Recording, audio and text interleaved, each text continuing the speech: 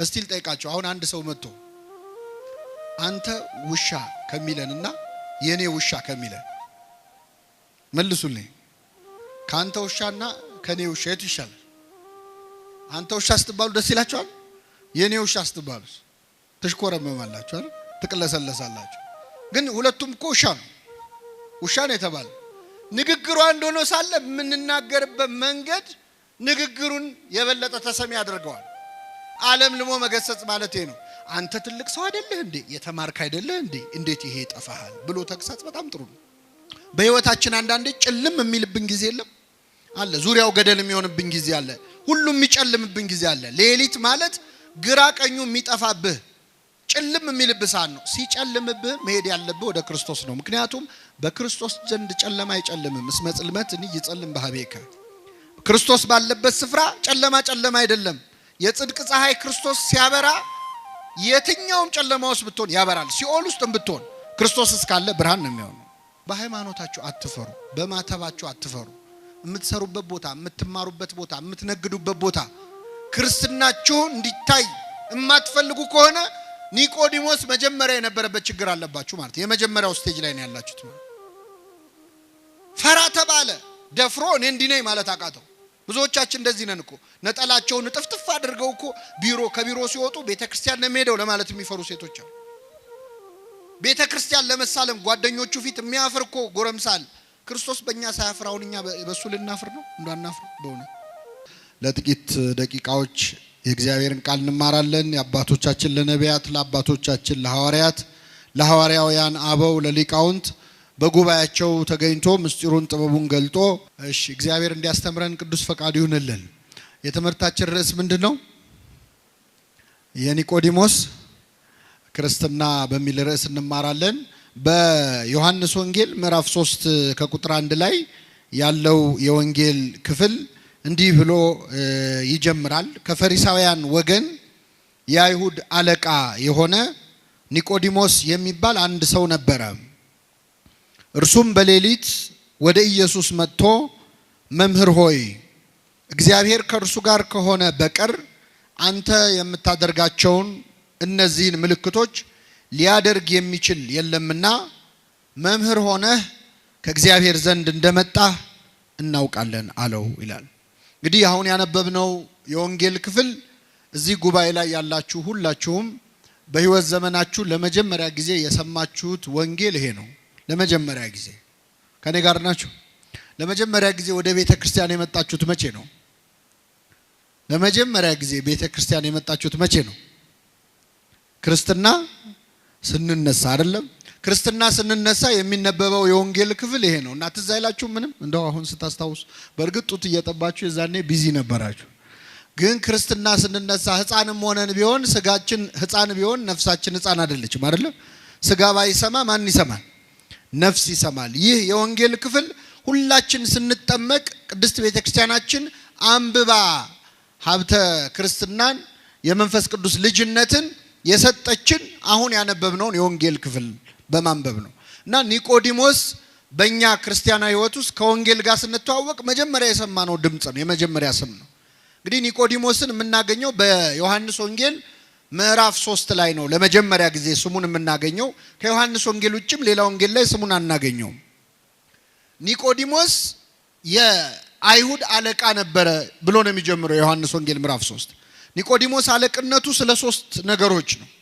የመጀመሪያው ኒቆዲሞስ በጣም ባለጸጋ ነበረ፣ ባለ ሀብት ነበረ፣ ብዙ ገንዘብ ያለው ሰው ነበር። ሁለተኛ ትልቅ ሹመት ደግሞ ነበረው፣ የአይሁድ ሸንጎ የምክር ቤት አባል ነበረ። ሶስተኛ በጣም የተማረ በዘመኑ የነበረውን ዘመኑ የወለደውን ትምህርት በደንብ የተማረ ምሁረ ኦሪት ነበረ። ስለዚህ ሹመቱ ስልጣኑ ማለት ነው አንደኛ፣ ሁለተኛ ትምህርቱ፣ ሶስተኛ ሀብቱ አለቃ ያሰኘው በጣም ትልቅ ከፍ ያለ ሰው ነበር። ከኔ ጋር ናችሁ? እነዚህ 3 ነገሮች ብዙ ጊዜ አብረው አይሆኑም አይደለ? ስልጣን ያላቸው ሰዎች ሀብት ሊኖራቸው ይችላል፣ ግን ዕውቀት አይኖራቸው። ዕውቀት ያላቸው ሰዎች ደግሞ ሀብት አይኖራቸው አይደለም? ብዙ ጊዜ አይገጥምም፣ አብረው አይሄዱም። ኒቆዲሞስ ግን 3ቱን ነገሮች አስተባብሮ ያዘ። ትልቅ ሹም ነበረ። በሌሊት ወደ ኢየሱስ ሄደ ይላል። በሌሊት ወደ ኢየሱስ ሄደ። በጣም ይገርማል። በሌሊት ወደ ኢየሱስ ሄደ የሚለው ቃል ምን ያሳየናል? ይህ ሰውዬ ባለስልጣን ነው። ባለስልጣኖች ሌሊት የት ነው የሚሄዱት? ባለጸጋ ነው። ባለጸጎች ሀብት ያላቸው ሰዎች የት ነው የሚሄዱት? ሌሊት የት ነው የሚያሳልፉት? ወደ ጭፈራ ቤት ነው፣ ወደ መጠጥ ቤት ነው፣ ወደ ስካር ነው፣ ወደ ኃጢአት ነው። የተማሩ ሰዎች እናውቃለን የሚሉ ሰዎች ሌሊቶቻቸው ወደ ክርስቶስ የሚሄዱበት አይደለም፣ ከክርስቶስ የሚጣሉበት ነው ሌሊታቸው። ኒቆዲሞስ ግን በሌሊት ወደ ኢየሱስ ሄዶ ነበረ ይላል። የመጀመሪያው ሰዓታት ቋሚ፣ የመጀመሪያው ማህሌት ቋሚ፣ ትጋሃ ሌሊት የሚያውቅ የሌሊቱን ግርማ ሌሊቱን ጸባ አጋንንቱን ድምፅ አራዊቱን ሳይፈራ በሌሊት ወደ ክርስቶስ ይገሰግስ ነበር። ወደሱ የምንገሰግስበትን ኃይል ያድለን አምላካችን። ስለዚህ ኒቆዲሞስ በሌሊት ወደ ኢየሱስ ሄዶ ነበር። ይሄ ትጋቱን ያሳያል። ለኛ ደግሞ የሚሰጠን ትምህርት ምንድነው? በሌሊት ወደ ክርስቶስ መሄድ እንዳለብን ያሳያል። ልክ እንደ ኒቆዲሞስ ወደ ክርስቶስ በእግራችን መሄድ ብቻ አይደለም። ሌሊት ማለት ጨለማ ማለት ብቻ አይደለም። ክርስቲያኖች በህይወታችን አንዳንዴ ጭልም የሚልብን ጊዜ የለም አለ። ዙሪያው ገደል የሚሆንብን ጊዜ አለ።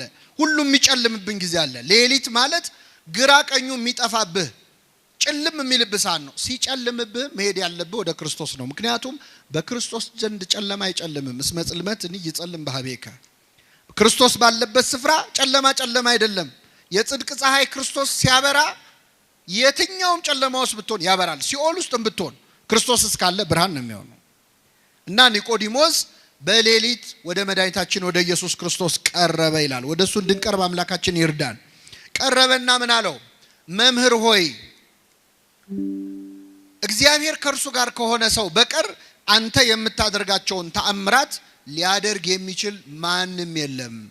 ስለዚህ ከእግዚአብሔር ተልከህ እንደመጣ እናውቃለን አለው። ተመልከቱ እንግዲህ መድኃኒታችን ኢየሱስ ክርስቶስ በዮሐንስ ወንጌል ምዕራፍ 2 ላይ ከዚያ በፊት ተአምር ሲሰራ ነበር። በቃና ዘገሊላ ውሃውን ወይን አድርጎ ነበር። ከዚያም በጌርጌሴኖን ወርዶ ተአምር አድርጓል። ይህን ተአምር ሰምቷል ኒቆዲሞስ። ምን አለው? መምህር ሆይ አለው። የመጀመሪያው ንግግር መምህር ሆይ ነው። እሱ መምህር ነኝ ብሎ አልተኮፈሰም። ክርስቶስ ከናዝሬት ነው የመጣው ብሎ አልናቀው።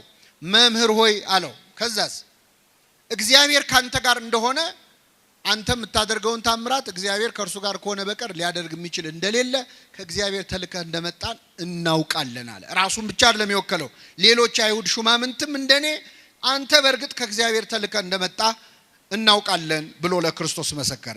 ጌታችን ምን ብሎ መለሰለት? እውነት እልሃለሁ ሰው ዳግመኛ ካልተወለደ በቀር የእግዚአብሔርን መንግስት ሊያይ አይችልም አለው። በጣም ይገርማችሁ። ጥያቄውና መልሱን ተመልከቱ። ኒቆዲሞስ ለክርስቶስ ሙገሳን ያቀረበለት መምህር ሆይ አንተ የምትሰራውን እግዚአብሔር ከረዳው በቀር እኮ ማንም አይሰራውም። አንተ እኮ ከእግዚአብሔር የተላክ መምህር ነህ ብሎ መምህሩን አመሰገነ፣ አወደሰ። ክርስቶስ ግን ምን አለው? መምህርን በማወደስ አይደለም የምትድነው አለው። እኔን በማመስገን አይደለም የምትድነው። ሰው ዳግመኛ ዳግመኛ ካልተወለደ በቀር የእግዚአብሔር መንግስት ሊያይ አይችልም አለው። በጣም ይገርማል። ካልተጠመቀ በቀር ማለት ነው በኋላ ትርጉሙ። ይህንን ሲለው ኒቆዲሞስ በጣም ገረመው። ምን ማለቱ ነው? ከዛ ጠየቀ። ይህ እንዴት ሊሆን ይችላል? ሰው ዳግመኛ ወደ እናቱ ማህፀን ገብቶ ተመልሶ ሊወለድ ይችላልን ብሎ ጠየቀ። ክርስቶስ መለሰለት፣ እውነት እልሃለሁ ሰው ዳግመኛ ከውሃና ከመንፈስ ካልተወለደ በቀር የእግዚአብሔር መንግስት ሊያይ አይችልም አለ። ከምንና ከምን? ከውሃና ከመንፈስ አለ። ምን ማለት ነው ከውሃና ከመንፈስ? ምስጢረ ጥምቀትን ነው የሚያሳየው። አባቶቻችን ክርስትና ሲያነሱን በሚጸልዩት ጸሎት ለመጠመቅ የተዘጋጀ ውሃ ወደ ማየገቦ ይለወጣል። ወደ ክርስቶስ ከጎኑ ወደ ፈሰሰው ደም ይለወጣል፣ ውሃ ይለወጣል። የጎኑን ውሃ ተጠምቀን የጎኑን ደም ጠጥተን ነው ክርስቲያን የሆን ነው። ስለዚህ ጸሎት ተደርጎበት ውሃው ወደ ማየገቦ ይቀየራል። ውሃና መንፈስ ናቸው ለኛ መወለድ ምክንያት የሆኑት። ሰው ከውሃና ከመንፈስ አባቶቻችን ይላሉ ከአብራከ መንፈስ ቅዱስ ከማህፀነ ዮርዳኖስ። እንደ ባልና እንደ ሚስት አንድ ሕፃን ልጅ ሲወለድ ከአባቱ አብራክ ከእናቱ ማህፀን ነው የሚወለደው። እንደ አብራክ መንፈስ ቅዱስ፣ እንደ ማህፀን ደግሞ ዮርዳኖስን አድርጋ ቤተክርስቲያን ጥምቀትን ዳግም ልደት ትላለች። ስለዚህ ሰው ዳግመኛ ካልተወለደ ወይም ካልተጠመቀ በቀር የእግዚአብሔር መንግስት አይወርስም አለው። በጣም ይገርማል። ኒቆዲሞስ አለቃ ነው፣ ባለስልጣን ነው፣ ባለሀብት ነው ብያቸዋለሁ። ወደ ጌታ ሲመጣ ግን ባለሀብት መሆኑ ቀረና ገና አልተወለድክም አለው ክርስቶስ። ገና ልትወለድ ያስፈልጋል አለው። አስተነፈሰው። ወደ ጌታ የሚመጡ ሰዎች ተኮፍሰው መጥተው ተንፍሰው ነው የሚሄዱት። ደረጃቸውን አውቀው ነው የሚሄዱት። ባለስልጣን ነኝ፣ ምሁር ነኝ፣ ባለገንዘብ ነኝ ብትል ክርስቶስ ፊት ግን ስትመጣ ምንም ነህ። በዚያ ላይ ኒቆዲሞስ በሌሊት የመጣው ዝም ብሎ ለመማር ብቻ አይደለም። በዚያን ጊዜ ከክርስቶስ ተማሪ ሆኖ የታየ ሰው ህይወቱ ላይ አደጋ ይጣልበት ነበር። በተለይ የሸንጎ አባል ከሆነ የምክር ቤት አባል ከሆነ ከምክር ቤት ሊባረር ይችላል። ስለዚህ ሌሊት ያስመጣው የመጀመሪያው ምክንያት ፈርቶ ነው። የክርስቶስ ተማሪ ሆኖ መታየት አልፈለገም ነበር። ተመልከቱ፣ ይፈራ ነበር። ሁለተኛ ገና እስካሁን አልተማረም እንዴ? ከጌታ እግር ስር ቁጭ ብሎ ይማራል። ከ30 ዓመት ጎልማሳ ከክርስቶስ እንዴት ይማራል? ስንት ነገር ያውቃል ብለን ስንገምት ብለው እንዳይንቁት ተከብሮ ያደርጋል ደንቆሮ ይላሉ አባቶቻችን። ሰው ሲከበር እኮ ይደነቁራል፣ ትምህርት መማር አያምረው። በዚህ ምክንያት ኒቆዲሞስ በሌሊት መጣ እና ሰው ዳግመኛ ከውሃና ከመንፈስ ካልተወለደ በቀር የእግዚአብሔር መንግስት ሊያይ አይችልም አለ። ይህን ጊዜ ኒቆዲሞስ ምን አለ መሰላችሁ? ይህ እንዴት ሊሆን ይችላል አለ። ኒቆዲሞስ ስንት ጥያቄ ጠየቀ? 2 ጥያቄ ጠየቀ። መጀመሪያ እንዴት ሰው ወደ እናቱ ማህፀን ሊመለስ ይችላል አለ። ለሱ መለሰለት። እኔ ወደ እናት ማህፀን ተመለስ አላልኩም፣ ከውሃና ከመንፈስ ነው የምትወለደው አለ። ሁለተኛ ጥያቄ ጠየቀ። ምንድነው ጥያቄው? ይህ እንዴት ሊሆን ይችላል አለ። የመጀመሪያው ጥያቄ መረጃ ከማጣት ዕውቀት ከማጣት የተጠየቀ ጥያቄ ነው። ክርስቶስ መለሰለት። ሁለተኛው ጥያቄ ግን የጥርጣሬ ጥያቄ ነው፣ የክርክር ጥያቄ ነው። እንዴት ሊሆን ይችላል? እግዚአብሔር ዕውቀት አጥሮን የምንጠይቀውን ጥያቄ ይቀበለናል። እምነት አጥሮን የምንጠይቀውን ጥያቄ ግን ያዝንብናል፣ ይቀየመናል። እየተነገረ እንዴት አትሰማም? እየነገርኩ አይደል ወይ? ለዚህ ነው እኮ እመቤታችንን ስናመሰግናት እንደ ዘካርያስ ሳትጠራጠሪ እንደ ኒቆዲሞስ ሳትከራከሪ ያመንሽ ብጽዕት ነሽ እንላለን። ኒቆዲሞስ ክርክር ነው የገባው ከክርስቶስ ጋር። ይህን ጊዜ ምን አለው? አንተ የአይሁድ መምህር ስትሆን ይህንን አታውቅም አለው። አባቶቻችን ይላሉ ዓለም ልሞ ገሰጸው ይላሉ። አንተ የአይሁድ መምህር ስትሆን ይህንን አታውቅም እንዲህ አለው። ዓለም ልሞ መገሰጽ ማለት ምን መሰላችሁ? ክብሩን ጠብቆ መገሰጽ ማለት ነው። እየሰማችሁ ነው? አሁን እኛ ብዙ ጊዜ ሰዎችን ስንገስጽ ክብሩን ጠብቀን አንገስጽ። ይህንን አታውቅም እንዴ ነው የምንለው በቀጥታ። እሱ ምን አለው? አንተ የአይሁድ ምን ስትሆን? ከኔ ጋር ናችሁ? እስቲ ልጠይቃችሁ። አሁን አንድ ሰው መጥቶ አንተ ውሻ ከሚለንና የኔ ውሻ ከሚለን መልሱልኝ። ካንተ ውሻና ከኔ ውሻ የቱ ይሻላል? አንተ ውሻ ስትባሉ ደስ ይላችኋል? የኔ ውሻ ስትባሉ ትሽኮረመማላችሁ አይደል? ትቅለሰለሳላችሁ። ግን ሁለቱም እኮ ውሻ ነው የተባለ። ንግግሩ አንድ ሆኖ ሳለ የምንናገርበት መንገድ ንግግሩን የበለጠ ተሰሚ ያደርገዋል። ዓለም ልሞ መገሰጽ ማለት ነው። አንተ ትልቅ ሰው አይደለህ እንዴ? የተማርክ አይደለህ እንዴ? እንዴት ይሄ ይጠፋሃል ብሎ ተግሳጽ በጣም ጥሩ ነው። ክርስቶስ የማያስተምረን የለም እኮ አክብሮ። አንተ የአይሁድ መምህር ስትሆን፣ የእስራኤል መምህር ስትሆን እንዴት ይህችን ነገር አታውቅም አለው ክርስቶስ። ከዛ ምን አለ? ከስጋ የተወለደ ስጋ ነው፣ ከመንፈስ የተወለደ ምንድን ነው? መንፈስ ነው። ከመንፈስ ትወለዳላችሁ ስላልኩ አታድንቅ። ማለት የምትወለዱ ልደት የስጋ ልደት አይደለም፣ መንፈሳዊ ልደት ነው። ነፋስ ከየት እንደሚመጣ ወዴት እንደሚሄድ አይታወቅም። መንፈስ ቅዱስም ከየት መጥቶ ሕፃኑ ላይ እንደሚያድር ሲጠመቅ ተጠምቆ ልጅነት መቼ እንደሚሰጠው አይታወቅም። ይሄ የመንፈስ ቅዱስ ስራ ነው ብሎ ኒቆዲሞስን በሌሊት አፍሮ ወደ ክርስቶስ የመጣውን ተማሪ አስተማረው። የኒቆዲሞስን እድል ለሁላችን ያድለን። ይሄ የመጀመሪያው ኒቆዲሞስ ክርስትና ሲጀምር የተከሰተ ታሪክ ነው። ኒቆዲሞስን የዮሐንስ ወንጌል ላይ ግን የምናገኘው 3 ቦታ ነው። 3 ቦታ ነው። ለሁለተኛ ጊዜ ኒቆዲሞስን የምናገኘው የዮሐንስ ወንጌል ምዕራፍ 7 ላይ። ዮሐንስ ወንጌል ምዕራፍ 7 ላይ አንድ ነገር ተከሰተ። ክርስቶስ ሲያስተምር ሰዎች በትምህርቱ ጣዕም በጣም ከመደሰታቸው ብዛት በዋለበት እየዋሉ ባደረበት እያደሩ ቃሉን ይሰማሉ። እና ክርስቶስ ሲያስተምር ሰው የበዛ የጌታ ተከታዮች ብዙ እየሆኑ መጡ። ጸሐፍት ፈሪሳውያን ደስ አላላቸው። ይሄ ነገር ያሰጋናል አሉ። መጨረሻ 2 ወታደሮች ሮማውያን ጠሩና ደና ጉልበት ያላቸው እንደው ጠብደሎቹ ጠሩና ሂዱና የናዝሬቱን ኢየሱስን አስራችሁ ይዛችሁልን ኑ አሏቸው። እሺ ብለው እነዚህ 2 ወታደሮች ክርስቶስን ሊይዙ ጉዞ ጀመሩ። ከኔ ጋር ናችሁ? እግዚአብሔር ከሁላችን ጋር ይሁን። ከዛ 2 ወታደሮች ጌታን ሊይዙ ሲሄዱ ልክ እንደዚህ ጉባኤ ክርስቶስ ህዝቡን ሰብስቦ እያስተማረ ነው። ወታደሮቹ ቆይ ትምርቱን ይጨርስና ትምርቱን ጨርሶ ሲወርድ እናስረዋለን ብለው ቁጭ እንበል ብለው ቁጭ አሉ። እያስተማረ ያለው ማን ነው? የኛን የኃጢአተኞቹን ትምርት እኮ ቁጭ ብላችሁ ትሰማላችሁ። የክርስቶስ ትምርት እንዴት አይነት ነው? የሱን ድምጽ መስማት ብንችል ደስ አይላችሁ? ብፁዕ ቅዱስ አቡነ ሽኖዳ ምን ነው ዛሬ አገሩን ያጥለቀለቀው የድምጽ መቅረጫ መሳሪያ ጌታ በነበረ ጊዜ በኖረ ይላሉ። ምን ነው ድምጹን በሰማ ነው ተቀርጾ በቀረ ኖሮ። አስባችሁታል? የጌታን ድምጽ ብንሰማው የሱ ድምጽ እኮ ይሰራል። አላዛር ውጣ ሲል ሙቱ ከመቃብር ምን ይላል? ይወጣል። አቤት ድምጹን ስንት በሽተኛ ፈውሰንበት ነበር እያሰማ። እና ቁጭ ብለው የጌታን ትምህርት ህዝቡ ሲማር ሁለት ወታደሮችም አብረው ቁጭ ብለው ሲማሩ ትምህርቱ መስጧቸው ቁጭ ብለው ደስ ብሏቸው ትምህርቱ ጨረሱና ትምህርቱ ሲያልቅ ረስተውት ወደ ቤታቸው ሄዱ። የመጡት ምን ሊያረጉ ነበር? ክርስቶስን ሊያስሩት። ክርስቶስ ሊያስሩት የመጡትን ሰዎች በትምህርቱ ጣዕም የሚያስረሳ ሰው ትምህርት ነው የሚያስተምረው ጌታ። ይገርማቸዋል። ወታደሮቹ ተመለሱ ወደ ጻፍት ፈሪሳውያን። የታል አሏቸው። ምን አሉ? እንዴ አስራችሁ ነው አልተባላችሁም ወይ? የታል ያዛችሁታል? እረኛ እስከዛሬ እንዲህ ያስተማረ ሰው አይተን አናውቅም እንዲህ ያለ ትምህርት ሰምተን አናውቅም አሉ። መሰከሩለት። ይህን ጊዜ ጻፍት ፈሪሳውያን ተበሳጩ። ምን አሉ መሰላችሁ? እናንተ ወታደሮች ስለሆናችሁ ነው፣ ምንም ስለማታውቁ እውቀት ስለሌላችሁ ነው። የተማረ ሰው ብትሆኑ ኖሮ የሱን ትምህርት አትማሩም ነበር። እስቲ አንድ የተማረ ሰው ቁጭ ብሎ የሱን ትምህርት ሲማር አይታችሁ ታውቃላችሁ ያሉ? አንድ የተማረ ሰው እስቲ የሱ ተማሪ ያለው ያሉ አለ? የለም። ማ? ኒቆዲሞስ። ይሄ ወሬ ሲወራ ኒቆዲሞስ እዛ ቆሞ ይሰማል።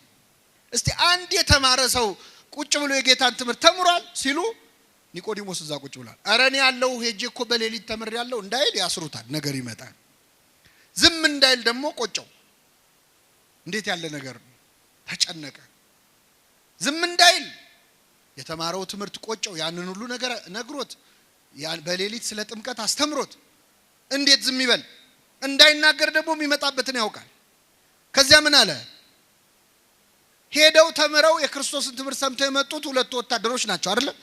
እኛ ሄደን አልሰማንም፣ ባልሰማነው ነገር መፍረድ እንችላለን ወይ? ህጉ እኮ አይፈቅድም አለ ኒቆዲሞስ። ብልጥ አይደለም? ቢያንስ ዋናውን ባያነሳ ትንሽ ስብሰባውን መረበሽም ጥሩ ነገር ነው አይደል? ይሄ ምን ማለት መሰላችሁ? በሃይማኖታችሁ አትፈሩ፣ በማተባችሁ አትፈሩ። የምትሰሩበት ቦታ፣ የምትማሩበት ቦታ፣ የምትነግዱበት ቦታ ክርስትናችሁ እንዲታይ የማትፈልጉ ከሆነ ኒቆዲሞስ መጀመሪያ የነበረበት ችግር አለባችሁ ማለት። የመጀመሪያው ስቴጅ ላይ ነው ያላችሁት ማለት። ፈራ ተባለ፣ ደፍሮ እኔ እንዲህ ነኝ ማለት አቃተው። ብዙዎቻችን እንደዚህ ነን እኮ። ነጠላቸውን ጥፍጥፍ አድርገው እኮ ከቢሮ ሲወጡ ቤተክርስቲያን ነው የሚሄደው ለማለት የሚፈሩ ሴቶች አሉ። ቤተክርስቲያን ለመሳለም ጓደኞቹ ፊት የሚያፍር እኮ ጎረምሳል። ክርስቶስ በእኛ ሳያፍር አሁን እኛ በሱ ልናፍር ነው? እንዳናፍር በእውነት። እና ኒቆዲሞስ ፈራ ተባብሎ እንዴ ህጋችን እኮ ሳያጣሩ መፍረድ አይፈቅድም አለ። ይህን ጊዜ አይሁድ አንተ እኮ ስላልተማርክ ነው ሊሉት አልቻሉ። አንተ አልተማርክም ሊሉት አልቻሉ። ምክንያቱም ኒቆዲሞስ ምን ያለ ሰው ነው? የተማረ ሰው ነው። በቃ እንመርምር እስቲ ነቢይ ከየት እንደሚነሳ መጽሐፍን መንበር ብለው ተበተኑ ወደ የቤታቸው ይላል። ይሄ ሁለተኛው የኒቆዲሞስ ክርስትና ደረጃ ነው። የመጀመሪያው ፍርሃቱ ነው። ሁለተኛው ፈራ ተባ ያለበት ነው። ሶስተኛው ልንገራችሁና አበቃለሁ። ኒቆዲሞስን ለሶስተኛ ጊዜ የምናገኘው በዮሐንስ ወንጌል ምዕራፍ 19 ላይ ነው። በዮሐንስ ወንጌል ምዕራፍ 19 ላይ ኒቆዲሞስ እንደ መጀመሪያው ቀን በሌሊት ፈርቶ ክርስትናውን በድብቅ ላድርግ ሳይል፣ እንደ ሁለተኛው ቀን ፈራ ተባ ሳይል በአደባባይ ክርስትናውን የገለጸበት ቀን። በአደባባይ መቼ ነው ካላችሁ ጌታችን መድኃኒታችን ኢየሱስ ክርስቶስ በመስቀል ላይ ተሰቅሎ በሞተበት ዕለት ነው። ዓርብ ዕለት ታስታውሱ ከሆነ ዓርብ ዕለት ጌታችን መድኃኒታችን ኢየሱስ ክርስቶስ 9 ሰዓት ላይ ነፍሱን ሰጠ። ልክ እንደሞተ አይሁድ ሐሳባቸው ምን እንደሆነ ታውቃላችሁ? መሰቀሉ ሳይበቃ የገሃነም ሸለቆ የሚባል አለ፣ ቆሻሻ መጣያ ቦታ። ስጋው እዛ እንዲጣል ነው የፈለጉት፣ እንዲቀበር አልፈለጉም። ማዋረድ ስለፈለጉ ማለት የሚቀብረው እንዲጠፋ። ይሄው መሲህ ቢሆን ኖሮ በእውነት እሱ ክርስቶስ ቢሆን ኖሮ እንዴት ስጋው እንዲተልከስክሱ ይወድቅ ነበር ለማለት እንዲያመቻቸው። ልክ ክርስቶስ ሲሞት ግን ሁለት የአይሁድ ሸንጎ አባላት ወደ ጲላጦስ ሄደው የኢየሱስን ስጋ ለመኑ ይላል። እስኪ በሉ የኢየሱስን ስጋ ለመኑ። ማናማ ዮሴፍና ኒቆዲሞስ ናቸው። ኒቆዲሞስ ጌታ በሞተበት ዕለት በትክክል እምነቱን ገለጸ። በጣም የሚገርማችሁ ጌታ እኮ ሞቷል፣ አያየውም፣ ይታዘበኛል አይል፣ ሞቷል። በሞተበት ዕለት፣ ወዳጅ ባጣበት ዕለት፣ ደቀ መዛሙርት ሁሉ ጥለውት በሸሹበት ዕለት ከዮሐንስ በስተቀር ብቻውን በሆነበት ዕለት በአደባባይ በተሰቀለ ጊዜ ስጋውን ለመለመን ወደ ጲላጦስ ሄደ ይላል። እዚህ ላይ ለኛ ትልቅ ትምህርት ነው። የኢየሱስን ስጋ ዮሴፍና ኒቆዲሞስ ሄደው ጲላጦስን የኢየሱስን ስጋ ለመኑት ይላል። ትልቅ ጸሎት ነው በእውነት። አሁን እኛ ላለመቅረብ ከምናቀርባቸው ምክንያት አንዱ ንስሐ አባቴ ጥሩ አይደሉም፣ በደንብ አይዙኝም፣ አይንከባከቡኝም፣ ፊታቸውን አጠቆሩብኝ፣ እንዲያርግ ያሉኝ፣ እንዲያታርጋሉኝ እያለ ከንስሐ የሚርቅ ሰው አለ። መለማመጥ አለ የማይፈልግ ማለት። ለክርስቶስ ስጋና ደም አይደለም ካህን ቀርቶ ጲላጦስም ይለመናል። ለመኑት፣ እባክህ የኢየሱስን ስጋ ስጠን አሉት። ጲላጦስ ምን አለ መሰላችሁ? ከመቼው ሞተ አለ ይላል። ምን ማለት ነው? መስቀል ላይ ተሰቅሎ በ3 ሰዓት የሞተ ሰው የለም። ምክንያቱም መስቀል ላይ መሰቀል አይገልም እኮ በራሱ። ክርስቶስ እኮ መሰቀሉ አይደለም የገደለው። ከዚያ በፊት 6666 ጊዜ ምን ብሏል? ተገርፏል፣ ደክሟል። ስለዚህ መስቀል ላይ በቀረችው ሰዓት ስቃይ የተቀበለባት ሰዓት ነች። ፍቅሩን የገለጸ። የሚገርማችሁ ስለኛ ያን ሁሉ ስቃይ ተቀብሎ ሲቸነክሩት እንኳን አምጥተው ጠጅ ያጠጣሉ ሮማውያን። የሚቸነክሩት ሰው ትንሽ እንደው ቁስሉ እንዳይሰማው ጠጅ አጠጥተው ትንሽ ሰክሮ ደንዝዞ ህመሙ ሳይሰማው እንዲያልፍ ማለት። ክርስቶስ ግን ጠጅ ሲያመጡለት ተፋው ነው የሚለው። ስለኛ የሚቀበለውን መከራ በምንም መቀነስ አልፈለገም። ሁሉን ህመም ታሟል፣ ከራስ ጸጉሩ እስከ እግር ጥፍሩ ድረስ። ስለ መተላለፋችን ቆሰለ፣ ስለ በደላችን ታመመ። በእርሱ ቁስል እኛ ቁስል አሁን እንዴት ይፈውሳል? ቁስል እኮ ሲነካ ይጋባባላል። የክርስቶስ ቁስል ግን የሚፈውስ ቁስል ነው፣ የሚፈውስ ህመም ነው፣ ታሞ ማዳን የሚችል ቁስል ማለት። እና ዮሴፍና ኒቆዲሞስ ቀርበው ጲላጦስን ስጠን አሉት። ጲላጦስ ደብዳቤ ጽፎ ውሰዱ እሺ ያላቸው። ዮሴፍና ኒቆዲሞስ ክርስቶስን ከመስቀል አወረዱት። አይሁድ እየገላመጧቸው፣ ጸሐፍት ፈሪሳውያን እያዩአቸው ስልጣናችን ገደል ይግባ ብለው ማለት ነው። ኒቆዲሞስ ፈራ ተባ ማለቱን አቆመ። ክርስትናውን በአደባባይ ገለጸ። ሄዶ ከመስቀል ላይ ክርስቶስን አወረደው። አስተኝተው በግራውና በቀኙ ቆመው እያለቀሱ ገነዙት። ደከምከኑ መጽኔሆሙ ለድኩማን፣ ደካሞችን የምታጸናቸው ሆይ ደከምክን? ሞትከኑ መንሥኤሆሙ ለሙታን፣ ሙታን የምታስነሳ ሆይ አንተ ሞትክን? እያሉ እያለቀሱ መገነዝ ጀመሩ። ይህን ጊዜ መላእክቱን ልኮ ነገራቸው። እንዴት እንደ ሩቅ ብእሲ እንደ ፍጡር እያለቀሳችሁ ትገንዙኛላችሁ? እያመሰገናችሁ ነው እንጂ ብሎ በመላእክቱ አስነገራቸው። ይህን ጊዜ ቅዱስ እግዚአብሔር ቅዱስ ኃያል ቅዱስ ሕያው ዘይመውት፣ ቅዱስ እግዚአብሔር ቅዱስ ኃያል ቅዱስ ሕያው የማይሞት እያሉ እየተንቀጠቀጡ ገነዙት። ክርስቶስን መገነዝ እንዴት አይነት ክብር ነው! ቅዱስ ኤፍሬም ሶርያዊ ዮሴፍና ኒቆዲሞስን ይጠይቃቸዋል። እንዴት ችላችሁ ገነዛችሁት? እንዴት አስቻላችሁ? አይንን የሚያበራውን አምላክ አይኑን እንዴት ከደናችሁት? ሽባ የሚፈውሰውን አምላክ እጆቹን እግሮቹን እንዴት አሰራችሁ? የታሰረውን የሚፈታውን ጌታ እንዴት አድርጋችሁ ፈታችሁት አሰራችሁት ይላል። እና ዮሴፍና ኒቆዲሞስ በክብር ገነዙት። ቤተክርስቲያናችን የዮሴፍና ኒቆዲሞስን ክብር በደንብ ተረድታለች። አሁን ቤተክርስቲያን ስትሳለሙ መጀመሪያ ወድቃችሁ መሬቱን ትስማላችሁ አይደል? ከዛ ግራውንና ቀኙን። መሬቱን ስንስም መቃብሩን ነው እየተሳለምን ያለነው። ግራና ቀኙን ስንስም ዮሴፍና ኒቆዲሞስን ነው የምናስታውሰው። አባቶቻችን ቅዳሴ ላይ ሲቀድሱ ንፍቁ ካህንና ሰራዩ ካህን ጸሎት ሲያደርጉ ምንድነው የሚለው? ሰራዩ ካህን ዋናው ካህን ምንድነው የሚለው? ጌታ ሆይ ይህ እኔንና ይህን አብሮኝ የሚቀድሰውን ካህን ስጋህን እንደገነዙ እንደ ዮሴፍና እንደ ኒቆዲሞስ አድርገን ይላል። የሕማማት ቀን ደግሞ ብትገቡ ቤተ መቅደስ ታያላችሁ ተአምር። የክርስቶስን ልክ እንደተገነዘ ሆኖ ሁለት ካህናት ይዘው 41 ጊዜ እየተዞረ እግዚኦታ እየተባለ እነሱ የተሰማቸው እንዲሰማን የሚያደርግ ጸሎት አለ። የትንሣኤ ሰሞን ደግሞ ገና ቅዳሴ ስንጀምር ሃሌሉያ ዮሴፍ ወኒቆዲሞስ ገነዝዎ ለኢየሱስ፣ ዮሴፍና ኒቆዲሞስ ኢየሱስን ምን አሉት? ገነዙት እያልን ነው ቅዳሴ የምንጀምረው። ራሱ ክርስቶስን መገነዝ እንዴት ያለ ክብር ነው! ክርስቶስን መገነዝ ትፈልጋላችሁ ይላል ቅዱስ ኤፍሬም ሶርያዊ።